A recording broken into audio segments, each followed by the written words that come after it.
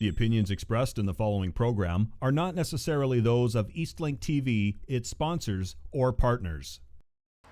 Hi there, I'm Gloria McCluskey. You're watching Destination Dartmouth. My destination today is beautiful Lake Bannock, and my guest is Martin Jones, and we're talking about Hockey Home, Halifax-Dartmouth.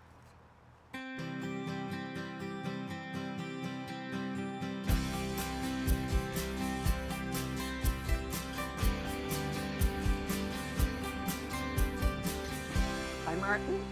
Hello, Gloria. Martin, we're out here in beautiful Lake Bannock, and we're going to talk about Hockey's Home, Halifax-Dartmouth. That's true, And Gloria. This is the book that you wrote after all the research you did. You did a lot of research, and when I read this book, I was convinced even before I read the book, but I'm really convinced now. So tell me about that, Martin. What made you get into this? My grandfather, Frank Martin, a lot of people know him, Citizen of the Year, and I think in '78 in Dartmouth. He lived to be 100. My goodness. And he played hockey on Lake Bannock here in the late 1800s. And he lived above my parents in our house, and he always said to me, quite a thing that hockey started in Dartmouth. So suddenly, out of the blue, a sign went up in another town in the province.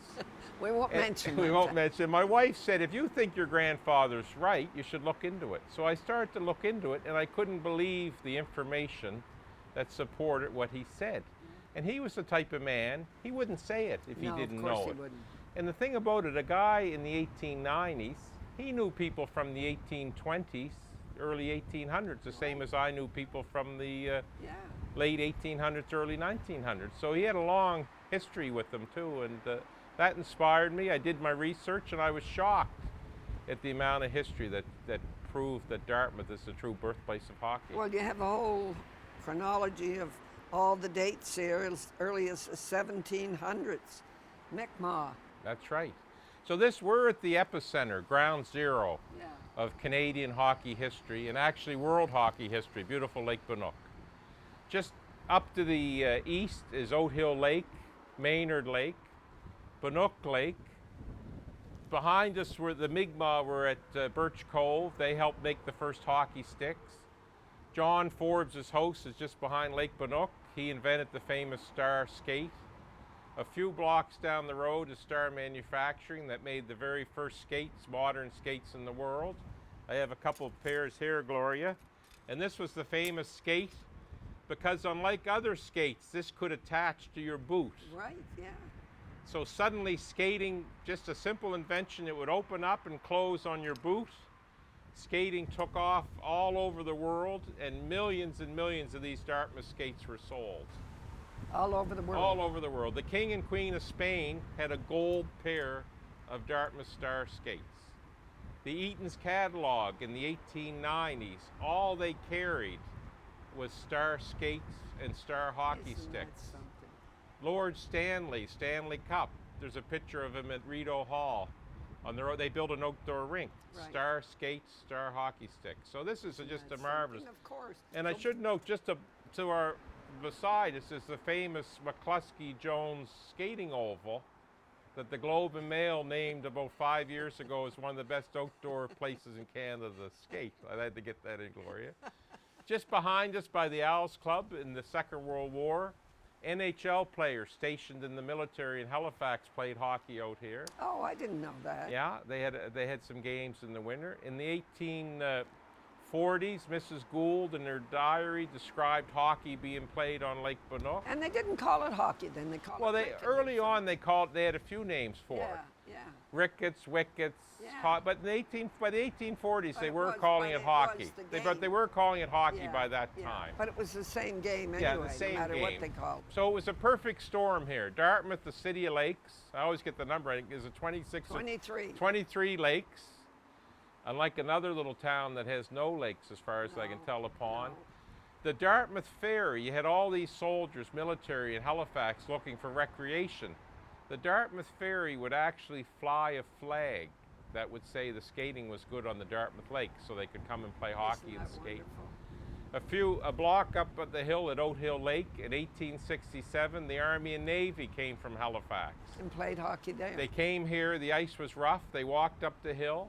They had 2 teams, they had a hot beer apparatus that had a beer. They had, Don Cherry would have loved it, they had a military band playing on the shoreline, over 1,500 people. Wasn't that something? And that game's documented, and they talk about having another match. So obviously they were keeping score and 2 teams. Sure. Some of the upper Canadians say that hockey wasn't a game till it was played in a hockey rink, which is ridiculous. Of course it's ridiculous. The best games we've ever Tell played. all these young NHL players who learn to play on a pond in their backyard. Exactly. And we now have outdoor hockey games in the NHL with 100,000 people, and they're certainly considered hockey. It certainly is. People don't understand hockey, you know. They don't a lot of them understand, don't, yeah. and they. So, Martin, how long did it take you to do all this research? Well, I started, the reason I started is Don Cherry and Ron McLean were speaking from Hockey Day in Canada in Windsor. And I started to look this up, and I actually sent them a fax at the time with some preliminary information. And on TV, Ron McLean said to somebody, I can't remember who it was, from Dartmouth, they were you're not going to start that Dartmouth stuff with me.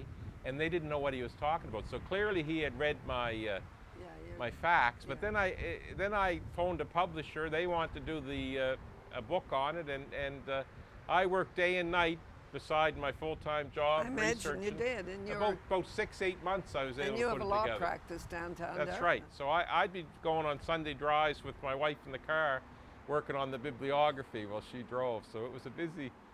And I see there were good publishers who did it, Nimbus. That's right. Nimbus was very interested, and that's actually a national bestseller. I'm quite proud of that. Is that right? Isn't that wonderful? So the Vancouver Public Library says if you want to know where hockey started, read that book. So it's got great reviews across Canada. So, and the thing, Gloria, my book is the only hockey book that has footnotes in it. It does. So I explain the newspaper report, the diary, the paintings. There's so much information. And so many pictures. Pictures, and other books that claim to be birthplace of hockey and places. They have no information. They have no reference. They just make the statement. And women played hockey back then. That's the interesting thing about it is women. When the Star Skate came out, women took up skating because it could fit their boots. Yeah. We had female hockey teams. It was an interesting thing. In the 1890s, there was a black hockey league. I saw that too. Which was incredible play. Isn't that so? And the Dartmouth newspaper said the best game of the season was played last night at the Dartmouth rink between 2 of the teams. So it was a great sport for everybody to be involved in. Wasn't that great? One of my favorite quotes from a Star ad in the early 1900s is, "While Toronto was yet a forest, they were playing hockey on the Dartmouth Lake." So again, that's the early 1900s, and just further information and proof that we have a tremendous hockey history here. We do. And the sad part, we don't talk about it, we don't brag about it. We don't talk about it. People get off the ferry and they have a map of Dartmouth, they're wondering where to go. They could be coming and seeing these sites. And we should be promoting the it. Star property, we should have. Star Manufacturing, a professor looked into it. Yeah. It was named an event of national historic significance. We're going to take a break, Martin. We'll carry on from there. I can talk and there's no end. You're watching Destination Dartmouth. My guest is Martin Jones. We're out here in beautiful Lake Bannock talking hockey's home, Halifax-Dartmouth. Be back in a minute.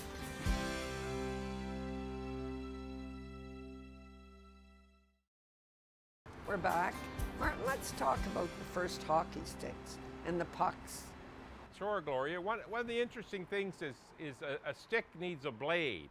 Right. And now they're all glued together, attached. But back, I brought an old example. It's actually a piece of folk art that would illustrate sort of a typical early hockey stick.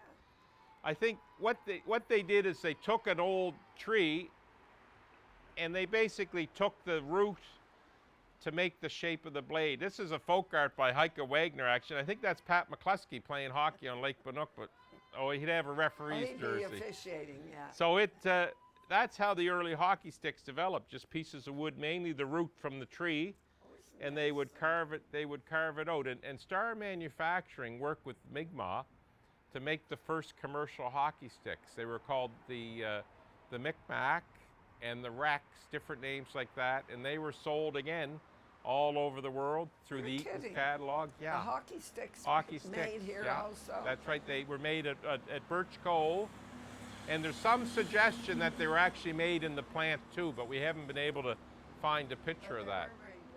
They were made at Birch Cove, yeah, with the Mi'kmaq. They helped start manufacturing, produce them, and as I say, Eaton's catalog sold them exclusively, and they again, hockey wouldn't be hockey without Dartmouth and Star Manufacturing and the Mi'kmaq and the whole group of people. And Martin, didn't we find old pucks? There's old pucks in the bottom of Lake Bannock that from all different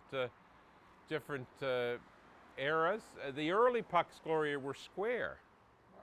And they were made out of a wood called Ligman vitae, I think the name is. It was a hard Jamaican wood, probably through the ships. And they were actually square. It was quite a while before they made them in the round, is that right? Round pucks. They were square, yeah. I wonder what a difference that would make. Well, probably easier to hold on to with your stick, I suppose, to push along. Yeah. And it's like you were saying, Stan Mikita.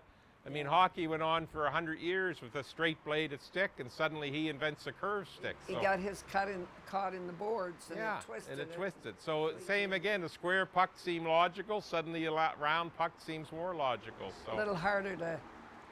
And they wanted to make the game as hard as they could. That's right. And initially, too, Gloria, the nets were sideways, so you would actually go down and have to shoot sideways. And I think that probably was to protect the spectators, that it wouldn't lift up and hit them in the, standing around the edge of the game on the lake. And the poor goalies wouldn't have the gear. Poor goalies had no gear or anything. Face masks or helmets or anything. Yeah. And actually, I mentioned earlier the black hockey leagues locally. Yeah. I've read reports that it was one of their goaltenders who was the first goalie to actually jump down onto the ice like they do now. Before the goalie would stand sort of erect and stand straight, and so that was another great development out of Dartmouth. So people should realize we have a great hockey history, and they don't have to believe little old Martin Jones from Dartmouth. No. On my team, I've got people like in the past, Dr. Bruce Ferguson, a Cape Bretoner, not a Dartmouth boy, a Rhodes Scholar, head archivist for the province. And he looked into the hockey history. I found this out during my research, and he said it started in Dartmouth too. So, and for the young people, a Rhodes Scholar is not somebody who works on the highway. It's one of the top academic people in Nova Scotia. Yeah. So he was a brilliant man. Who did all the research. And Dr. John Martin, my great uncle, he actually did a lot of research, and he tried to convince the Hockey Hall of Fame, when they were looking to set up a city to build their museum, to come to have it in Halifax and Dartmouth because of the unique history here. Right. But of course, we know where it ended up in Toronto. And well, naturally. As I said earlier, it was a forest while we were playing hockey down here. It reminds me when Worlds was coming here last time, they made the announcement in Halifax. Exactly. You know, the World paddling. Actually, Gloria, when I was head of the World Committee, the first Worlds here, someone suggested, could we have it on the Halifax Arms? So I know what you're speaking about there. I know you wouldn't do that. So the other thing too, even when the NHL started in the early 1900s, the world champion Montreal Canadiens, 6 of the 7 players had Star skates on. So everybody was. Isn't that amazing? Yeah, it's amazing. It's an incredible story. When did they stop making skates? They built them up to the Depression. And so they went from 1864 right up to the late 20s to 30s. And a Canadian historian, professor, he's described the Star as probably the greatest factory in the history of Canada. Because not only did they do the first hockey sticks and skates, but they also built pipes, equipment for the war. Yeah. They worked right up till. I wonder how many people worked there. Oh, they had big staff back then. There's pictures of all the employees out front, and I couldn't say the exact number, but it was a big plant. Isn't that wonderful? And they were really expanding with the skates, like they were doing edition after edition. And then when the Depression. The Depression and some trademark issues too, cheaper ones from Europe and Russia and China and places like that were being made.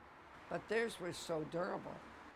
I get emails all the time at my office. I found a beautiful old pair of skates. How much are they worth? And I say, well, the good news is they're great, but the bad news, there's millions of them around because they never rust out. That's from the 1860s, and it's like it's brand new. Isn't that something? Brand new. And this is a later pair, Gloria, that they started to make ones that would actually attach, screw onto the boot. Oh, this does have straps as well. And their catalog, they had catalogs with dozens of brands of skates. Figure skates, hockey skates, kids skates, women's skates. What did they sell for back then, Martin? I have a price list at home. I think a pair of skates in the 1890s was about $2, which was probably a lot of money. Then. And I think the gold pair was about 10. And you could get a silver pair. Oh, you really could get a gold yeah, pair. you could get the King of Spain, the Governor General of Canada had a gold pair of skates. And but as I say, millions and millions. And you got to keep in mind, in 1900, the population of Canada was only 4 or 5 million people. So to sell 10 or 12 million skates is an incredible. I guess. Incredible. And they sold them more than Canada. They had offices worldwide. They won different. The Philadelphia exhibition, they won an award there. They were everywhere. Isn't that something? That's right. We're going to get you out this winter trying a pair of these, Gloria. Yeah, we'll have to come out in January We and will. do another We'll show. come out. You plow the lake and we'll come I'm not out. sure your size. We're taking a break again, Martin. You're watching Destination Dartmouth. My guest is Martin Jones. We're talking about hockey's home, Halifax-Dartmouth, and we're here in beautiful Lake Benoit. Be right back.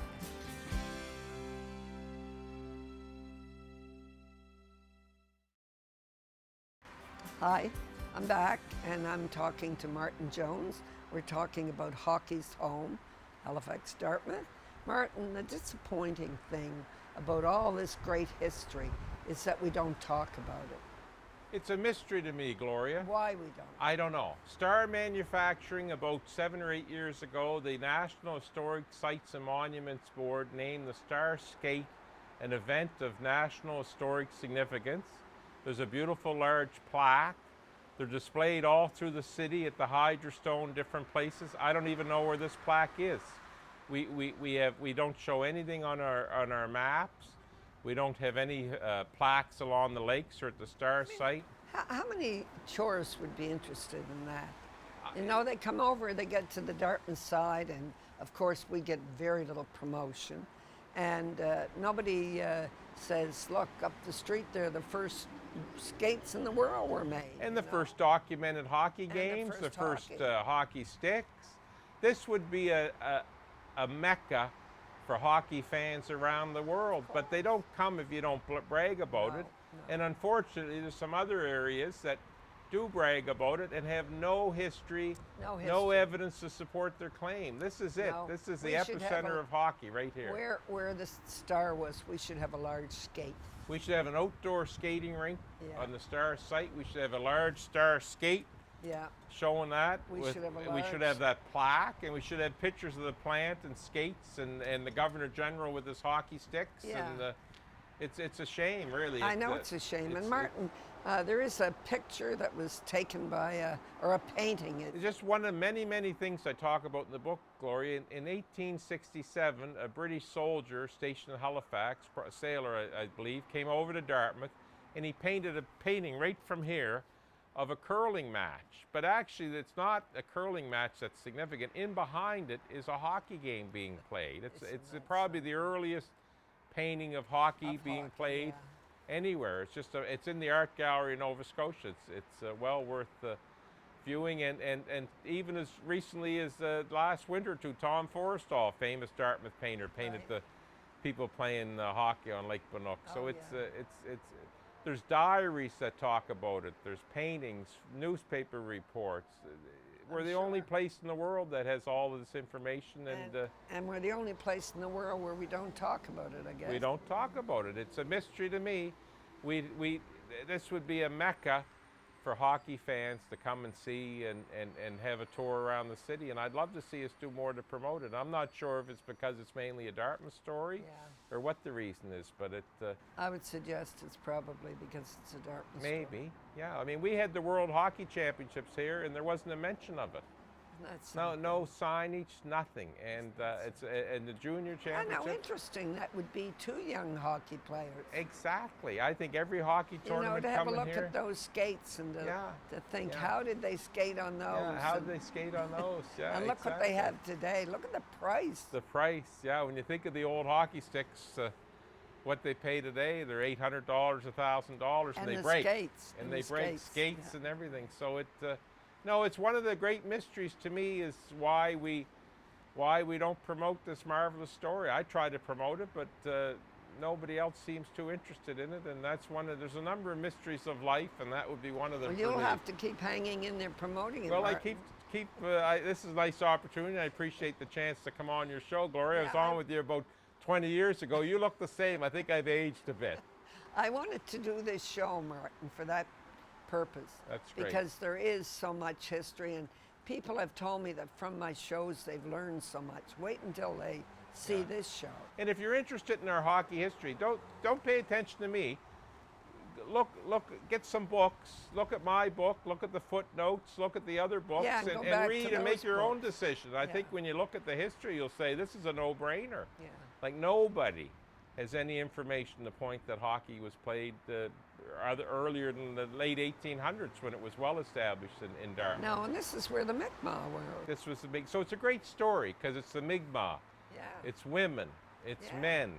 And It's black hockey players. It's Navy. It's Army. It's Dartmouth people. Halifax people. It's a great story. It's a great story. And because of so many other things like banks and kerosene and lots of things that were invented around this area, because of our naval presence, it spread quickly to the rest of the world. Sure it did. Because these soldiers and sailors, they took the game. Actually, Creighton from Halifax took the game to Montreal. And they played with Dartmouth skates and Dartmouth hockey sticks, and Montreal now says that was the first game of hockey, and they used Halifax rules that they referred to them. I was reading the rules in your book. Yeah, but it's ridiculous to say a game was played in Montreal could be the first game when they had equipment from another region and rules from another region. They all like to claim. So it's an interesting. There's places now in Canada claiming that they have the best canoe course. Well, we know where that is, we Gloria, know and it's there's right no here doubt in about Lake that. That's why there's going to be another world championship here. Another world championship here. That's right. We get robbed of all that great history. Yeah. You know, and we have so much to offer, but I don't know, we don't promote. It's sort of Nova Scotia, not to brag a bit, so Yeah. that's a good thing Yeah. probably. But I think if I'm a tourist, I like to know what's interesting in an area, and I don't think you get anything much more interesting than our hockey history. No, there's a lot of history in Dartmouth, you know, not only the hockey, there's other history in The rope factory, the sugar refinery, there's all kinds of great stories. all kinds of stories. As my son David would tell you, we need a Dartmouth proper museum to showcase these That's things. right, David knows all about the That's history. right. Yes, so Martin, where do we go from here with it?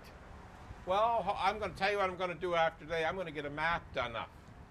I'm going to get somebody to draw a map of the hockey history of Dartmouth, and I'm going to put them down the ferry terminal, and that'll be a start.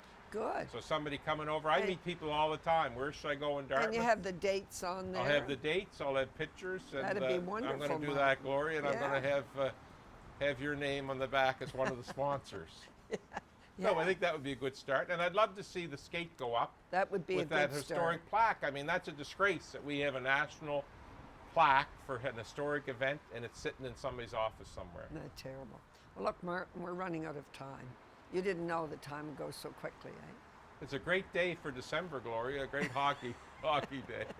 But Martin, I thank you so much for coming, and I know the viewers will really enjoy this show because it tells them so much about the hockey, and the other people who are claiming it, how can they? You got to have facts and evidence. You have to have facts. You just can't say. The proof is in the pudding. We know it started. That's right. You know, we know it started here. So thanks very much, Martin. My pleasure. I've been talking with Martin Jones, and we're talking about hockey's home, Halifax-Dartmouth. Thanks for watching. See you soon.